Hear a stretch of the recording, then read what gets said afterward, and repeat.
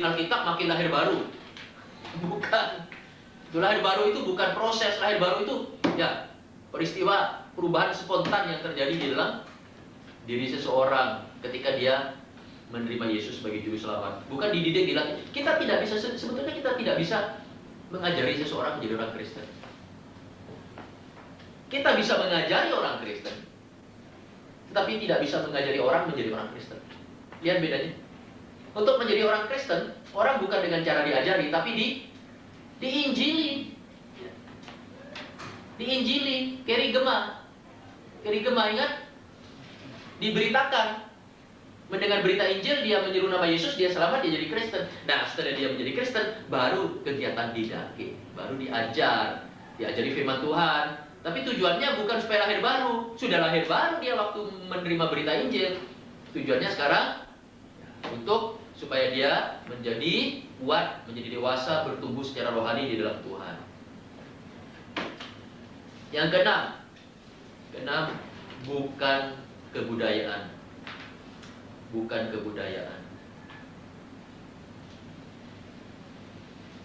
Bukan kebudayaan.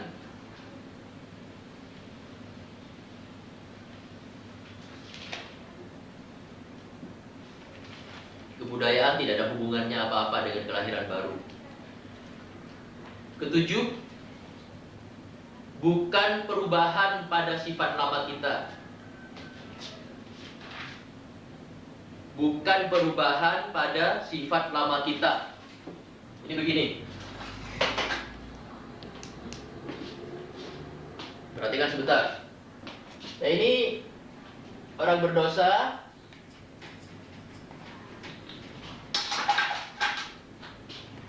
Ini orang berdosa sebelum dia dilahirkan baru, sebelum dia percaya kepada Tuhan Yesus, dia memiliki sifat apa? Sifat lama, bukan? Yaitu dosa itu. Nah, kemudian dia percaya kepada Yesus. Pada waktu dia percaya pada Yesus, dia diberi sifat apa? Sifat baru atau sifat ilahi. Tadi itu bukan? Pada waktu seseorang percaya pada Yesus, dia akan dilahirkan baru.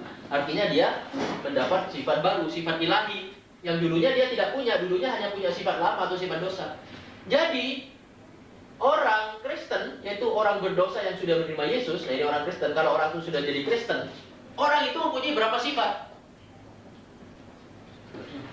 Satu atau dua? Dua atau satu? Dia mempunyai sifat baru yang dia miliki pada waktu dia percaya pada Tuhan Yesus, plus sifat lama yang masih ada di dalam dirinya. Sifat lama kita masih ada. Nah, buktinya sebenarnya bergumul kok dengan dosa, dengan kemalasan, dengan kadang-kadang cenderung ingin bohong, dengan kadang-kadang ya iri. Apa itu artinya? Artinya di dalam diri you, walaupun you sudah menerima Tuhan Yesus, sudah mempunyai sifat ilahi, sifat baru ya. Sifat ilahi, sifat baru itu sifat kerinduan untuk menaati Allah, ya kan? Lantas itu mengasihi Tuhan, sifat itu mengasihi sama manusia, itu sifat ilahi. Tapi toh sifat lama kita tidak bisa ingkari, masih ada. Nah, ini orang Kristen mempunyai dua sifat, sifat baru dan sifat lama. Nah, baru nanti kalau dia sudah diberi tubuh baru, tubuh kebangkitan, yaitu pada waktu rapture, waktu diangkat, tubuhnya diberi tubuh baru sama sekali, barulah sifat lamanya dibuang, dia hanya memiliki sifat baru. Nah, jadi sekarang saudara bisa lihat bahwa kelahiran baru bukan berarti menghapuskan sifat lama, atau bukan berarti sifat lama itu dibenahi supaya jadi baru, bukan. Bukan itu. Kelahiran baru semata-mata diberi sifat baru, tapi sifat lama masih ada. Bukan membenahi sifat lama. Nah, ini kelahiran baru. Nah, ingat itu. Bukan membenahi sifat lama. Buktinya kita sendiri mengalami sehari-hari. Sifat lama kita sebelum kita jadi Kristen sama sesudah kita jadi Kristen masih ada kok, ya. Dan sifat yang itu dulu sebelum jadi Kristen ya itu masih ada. Cuma kenapa bedanya saya sekarang jadi lebih baik daripada dulu? Karena bedanya dulu sebelum saya jadi Kristen, saya hanya punya sifat lama. Itu sebabnya saya buruk sekali dulu. Tapi sekarang setelah jadi Kristen, saya juga diberi sifat baru. Nah, ini yang membuat saya sekarang lebih baik dari dulu, karena adanya sifat baru dalam diri saya, yaitu sifat yang saya terima dari Tuhan pada waktu saya percaya pada Tuhan Yesus. Itulah sebabnya mengapa orang Kristen setiap hari harus bergumul dengan sifat lamanya ini. Sifat barunya mau yang baik, sifat lamanya menarik kepada yang jahat. Kita bergumul terus. Itulah sebabnya kenapa Rasul Paulus selalu mengatakan, hiduplah di dalam roh, jangan di dalam daging. Hendaknya hidupmu dipimpin oleh roh. Maksudnya supaya kita jangan mengikuti sifat lama. Nanti hidup kita jadi ya seperti yang dulu lagi nanti. Tapi harus, karena kita sudah punya sifat baru, marilah kita mengikuti hidup sesuai dengan sifat baru kita. Nah, ini memang sulit. Itu sebabnya mengapa kita perlu dipenuhi dengan Roh Kudus untuk menolong kita mengatasi sifat lama kita yang jahat ini. Masih ada. Itu kalau saudara tidak waspada, setiap saat dia tarik lagi saudara itu. Dan kita tahu saben hari kita putus asa bergumul dengan ini. Rasul Paulus dalam Roma pasal 7, coba itu nanti dia itu ya, Roma pasal 7, dia bergumul dengan itu. Sudah?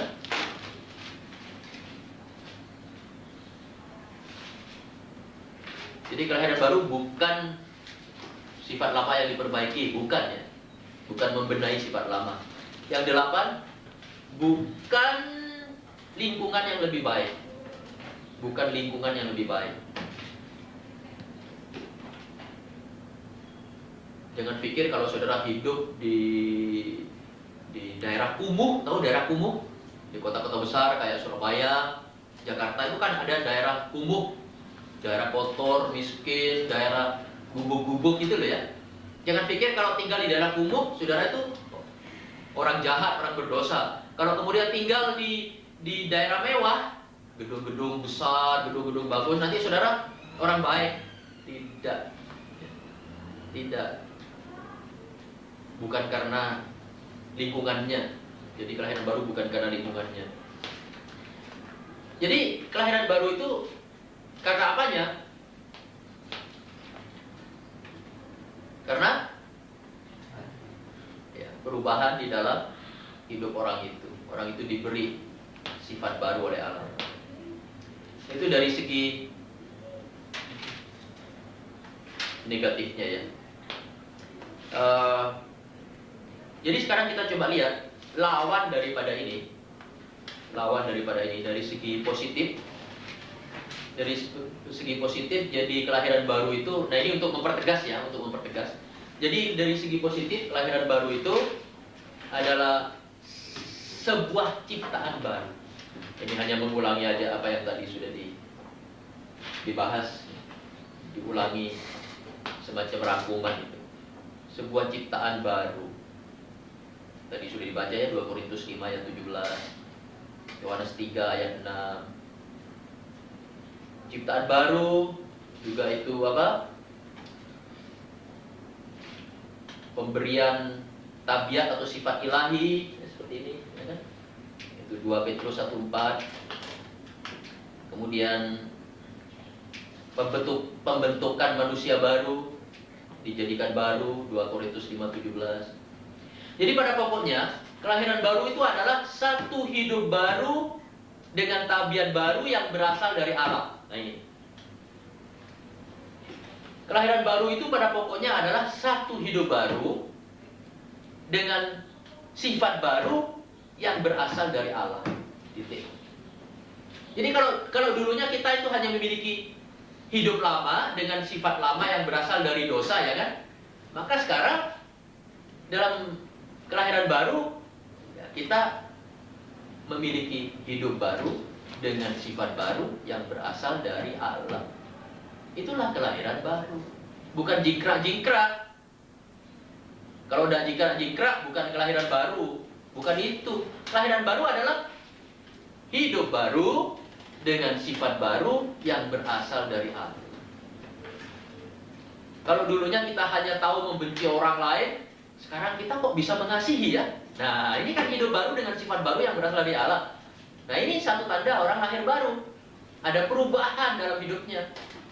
Kalau dulunya saya itu tidak senang pada Alkitab, malah membenci Alkitab, Senangnya cuma baca komik, baca novel, baca buku-buku porno. Nah, sekarang kok senang baca Alkitab. Nah, ini perubahan dalam hidup. Sudah? Nah, kelahiran baru ini atau hidup baru dengan sifat baru yang berasal dari Allah ini akan memberikan kepada saudara apa? Memberikan kepada kita apa? Motivasi baru, ya apa tidak? Prinsip-prinsip baru, ya kan? Cara berpikir baru, tujuan hidup baru, pokoknya semuanya serba baru. Kalau dulu tujuan hidup kita hanya untuk menyenangkan diri sendiri, nah sekarang untuk menyenangkan Allah misalnya. Kalau dulu cara berpikir kita terlalu kotor, nah sekarang cara berpikirnya sudah bersih, sudah bagus. Cara berpikirnya juga sudah alkitabiah misalnya ya.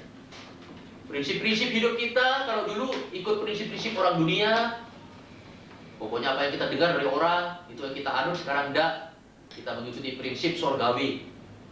Kalau dulu tujuan hidup kita hanya memikirkan perkara-perkara dunia ini, sekarang kita tujukan kepada perkara-perkara sorgawi, perkara-perkara yang di atas, perkara-perkara Kristus.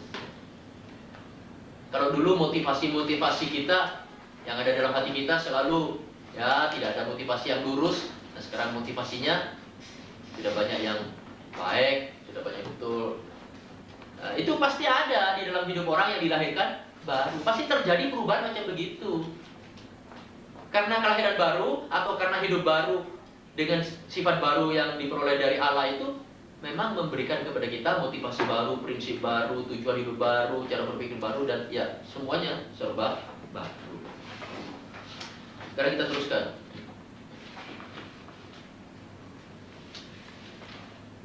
Mengapa orang perlu dilahirkan baru? Sekarang perlunya orang dilahirkan baru. Mengapa perlu dilahirkan baru? Satu,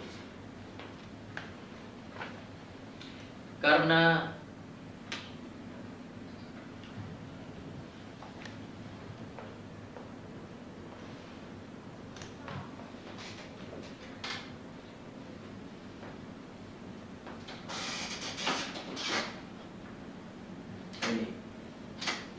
manusia itu sudah begitu rusak. Karena kerusakan total dari manusia. Ibaratnya mobil itu ya, ibaratnya mobil, mesinnya itu sudah hancur, nggak bisa dipakai lagi. Jadi perlu diganti, diberi mesin baru, perlu didatangkan mesin baru, perlu dipasangi mesin baru. Roma 5 ayat 12.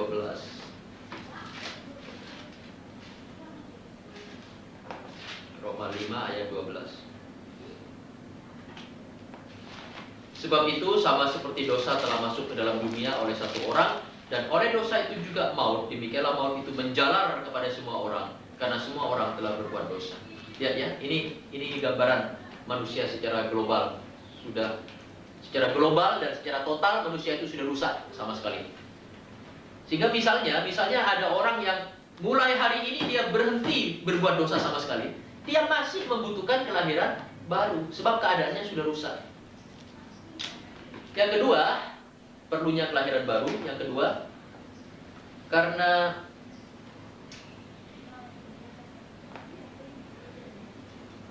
semua orang sudah berdosa. Bukan hanya rusak, juga berdosa. Semua orang sudah berdosa.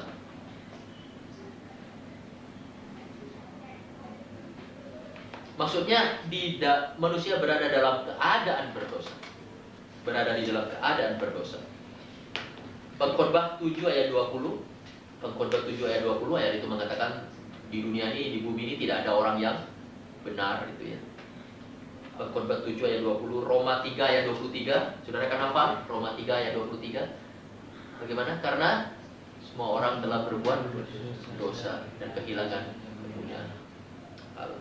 Jadi baik orang yang tinggal di bawah jembatan maupun orang-orang yang tinggal di gedung-gedung bertingkat yang tinggi, itu sama saja keadaannya. Mereka hidup dalam keadaan berdosa. Yang ketiga, perlunya kelahiran baru.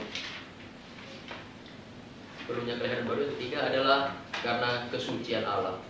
Ibrani 12 ayat 14. Karena kesucian Allah. Allah itu kudus. Dan Allah itu mau satu umat yang kudus. Allah menghendaki satu umat yang kudus juga. Karena kesucian Allah. Ibrani 12 ayat 14. Satu umat yang kudus hanya bisa ada jikalau diciptakan baru. Karena umat yang lama itu sudah rusak oleh dosa. Nah, kita tidak bahas panjang lebar itu, tapi ini ada yang penting lainnya. Sekarang itu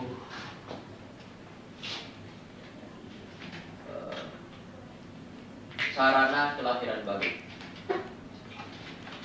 Sarana kelahiran baru, maksudnya dengan apa orang dilahirkan baru? Sarana kelahiran baru, bagaimana orang dilahirkan baru? Dengan apa orang dilahirkan baru? Pertama, yang satu, itu pekerjaan ilahi. Pekerjaan ilahi. Yohanes 1 ayat 12 sampai 13. Yohanes 1 ayat 12 sampai 13.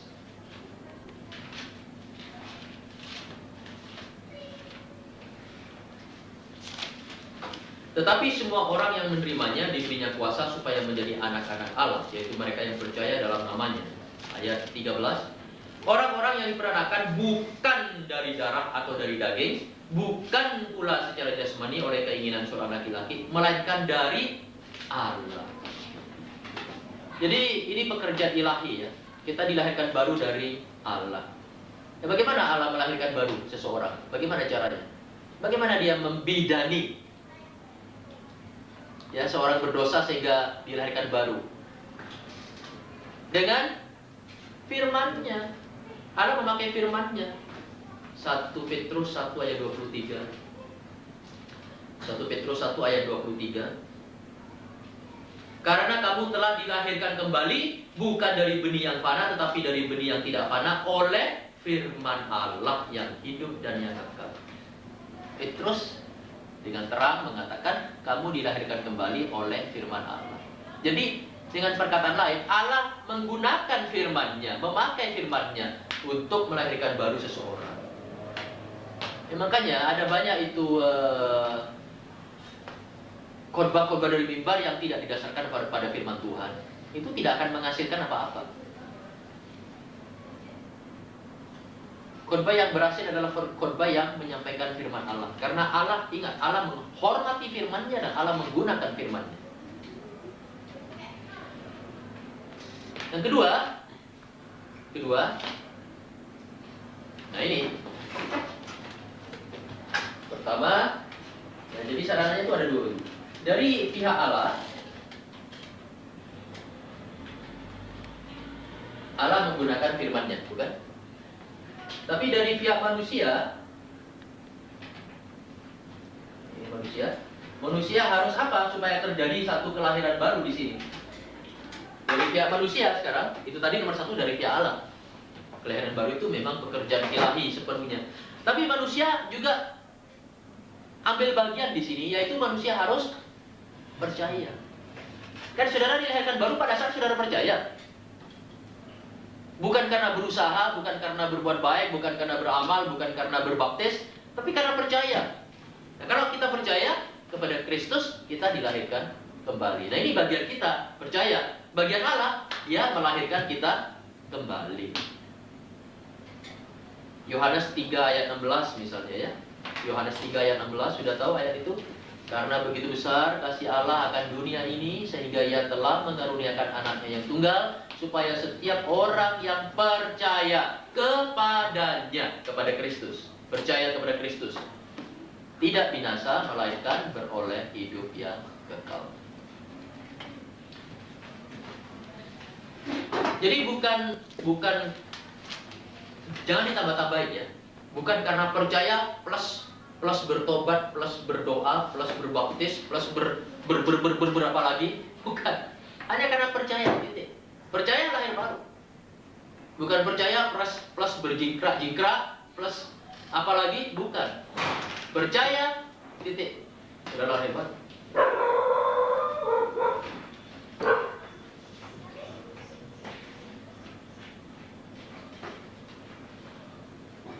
Dalam pembicaraan Yesus dengan siapa? Nikodemus di dalam Yohanes pasal berapa? 3.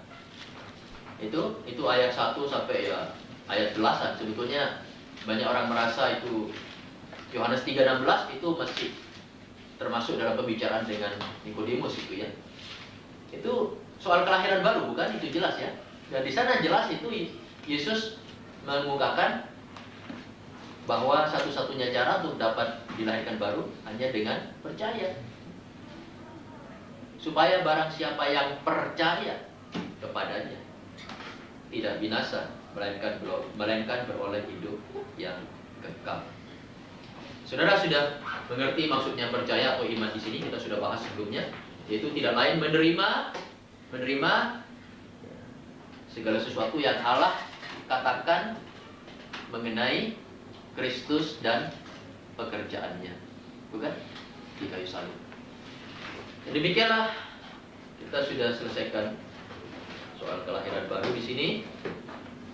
Nanti masih ada satu istilah lagi, kita akan lanjutkan mungkin nanti sore atau ya bagaimana nanti. Tapi bagian ini kita berhenti dulu di sini karena ada sedikit latihan buat saudara supaya pelajaran ini bisa lebih mendalam.